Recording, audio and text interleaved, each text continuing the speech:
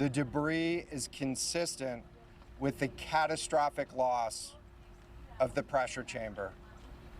Upon this determination, we immediately notified the families. That's the man heading the multinational task force that has spent the last 4 days searching round the clock for the 5 people on board the Titan submersible. They've used planes, ships, a submarine, subsea robots, even remote-operated vehicles capable of descending all the way to the ocean floor, to the wreck of the Titanic itself, where the Titan was headed. But after an expensive, exhausting, and hopeful search, it is now believed the Titan was destroyed. Essentially, we found 5 different major pieces of debris that told us that it was the remains of the Titan. Initial thing we found was the nose cone, which was outside of the pressure hull. Shortly thereafter, we found a second smaller debris field. Within that debris field, we found the other end of the pressure hull, the aft end bell, which was basically comprised of the totality of that pressure vessel. They also think the debris tells them something about how the Titan went down. Not a slow, steady leak, but rather a violent, sudden change in pressure. This is an incredibly unforgiving environment down there on the seafloor, and the debris is consistent with a catastrophic implosion of the vessel.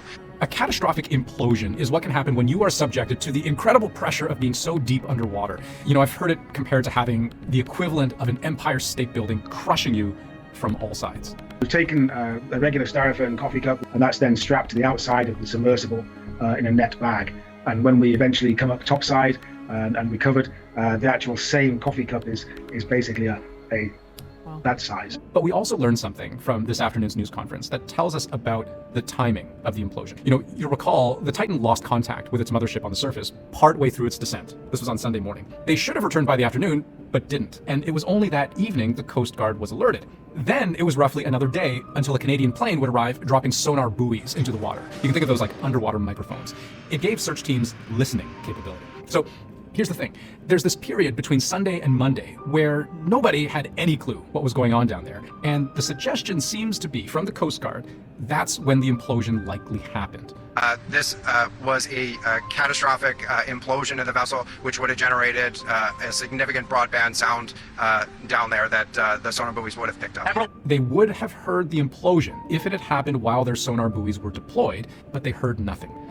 I mention this because it tells us something about what the crew's final moments might have been like. You see, the great fear here was that death would have been slow and unbearable. Imagine, you're trapped all alone in a 22-foot hunk of carbon fiber. It's cold because sunlight can't penetrate the water. There's limited food, limited water to drink, only a single porthole that you can't even look through without powering the ship's lights because it's pitch black on the other side, and you're running out of oxygen.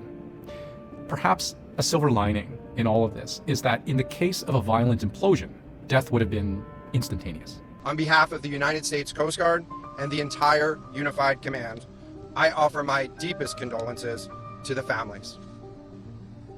I can only imagine what this has been like for them, and I hope that this discovery provides some solace during this difficult time.